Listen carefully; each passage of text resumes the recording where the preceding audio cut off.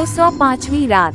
जब 205वीं रात हुई तो उसने कहा कि ए नेक बख्त बादशाह, कमर अल ज़मान ने खत में अंगूठी रखकर खादिम के हवाले किया और वो उसे लेकर शहजादी बुदूर के पास गया।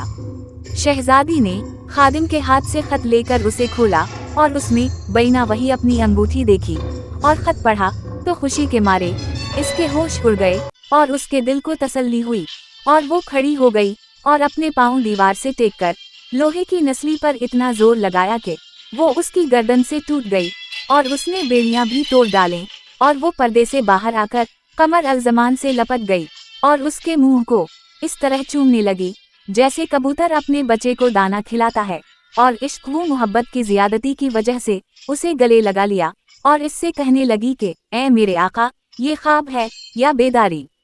क्या खुदा ने वाकई हिज्र के बाद विसाल अता किया? शक्र है खुदा का कि नाउम्मीदी के बाद हम फिर मिले। जब खादिम ने ये देखा तो वो भागकर बादशाह गियूर के पास पहुंचा और उसके आगे जमीन बोस होकर कहने लगा कि ए मेरे आका, ये नजूमी तो तमाम नजूमियों का उस्ताद निकला और सबसे ज्यादा इल्म वाला है, क्योंकि उसने तेरी बेटी का इलाज पर्दे के पीछे से कर दिया और उसके पास गया तक नहीं। बादशाह ने कहा कि जरा अच्छी तरह से देख कर आ, ये खबर सही है। खादिम ने कहा कि ए मेरे आका, खुद चलकर देख ले कि इसमें इतना जोर आ गया कि उसने लोहे की जंजीरें तोड़ डाली और नजूमी के पास जाकर उसे चूमने और गले लगाने लगी। ये सुनकर बादशाह गियूर उठकर अपनी बेटी के पास पहुंचा। जून ही शहजादी ने अपने बाप को देखा, वो उठकर खड़ी हुई और अपना सर ढांप लिया।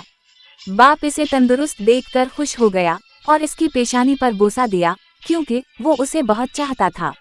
इसके बाद बादशाह गियूर ने कमर अल ज़मान की तरफ मुतवज्जह होकर इसकी मिजाज परसी की और पूछा कि तो कहाँ का रहने वाला है? कमर अल ज़मान ने अपना हसब नसब और हाल बयान किया और कहा कि बादशाह शहरमान मेरा बाप है। इसके बाद उसने अपना सारा किस्सा शुरू से लेकर आखिर तक बयान कर दिया और ये कि शहजादी बुदूर के साथ किया माजरा पेश आया और उसने किस तरह इसकी उंगली से अंगूठी उतार ली और अपनी अंगूठी उसे पहना दी। ये सुनकर बादशाह गियूर को बड़ा अचनभा हुआ और वो कहने लगा कि तुम्हारा किस्सा इस काबिल है कि कलम बंद किया जाए ताकि आइंदा आने वाले लोग उसे पढ़ें। इसके बाद बादशाह गियूर ने फौरन काजियों और गवाहों को बुलवाकर शहजादी बुदूर और कमर अल ज़मान का निकाहनामा लिखवा दिया और हुक्म दिया कि 7 दिन तक शहर चिरागां किया जाए। इसके बाद दस्तरख्वान बिछाए गए और दावती दी गईं और खुशियां मनाई गईं और तमाम शहर वालों और लश्कर वालों को बेहतरीन पोशाकें अता की गईं और खुशखबरियां पहुंचाई गईं और ढोल बजाए गए और कमर अल ज़मान शहजादी बुदूर के साथ हम बिस्तर हवा और बादशाह अपनी बेटी की सलामती और उसकी शादी पर बहुत खुश हवा और इस बात का शुक्र अदा किया कि उसने उसके दिल में एक हसीन व जमील शहजादे की मोहब्बत डाली। इसके बाद इसकी मुंह दिखाई की रस्म अदा की गई और लोगों ने देखा कि हुस्न व जमाल और खूब रूई और आन बान में दोनों एक दूसरे से मुशाबह हैं। इस रात कमर अल ज़मान ने शहजादी के साथ सोकर अपना अरमान निकाला और शहजादी की आरज़ू इसके साथ पूरी हुई और उसके हुस्न व जमाल का मजा लूटा और सुबह तक दोनों लपेटे पड़े रहे। दूसरे दिन बादशाह ने वलीमा दिया जिसमें तमाम अंदरूनी और बैरूनी जजीरों वाले शामिल थे, जिनको खाने खिलाए गए और उम्दा उम्दा पोशाकें पहनाई गईं और पूरे महीने तक दावती होती रहीं।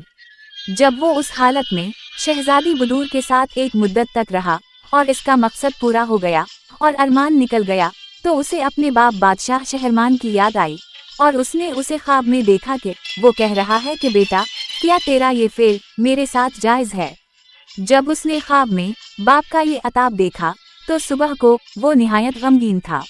शहजादी बुदूर ने इसका सबब पूछा तो उसने अपना ख्वाब बयान कर दिया। अब शहरजाद को सुबह होती दिखाई दी और उसने वो कहानी बंद कर दी जिसकी उसे इजाज़त मिली थी।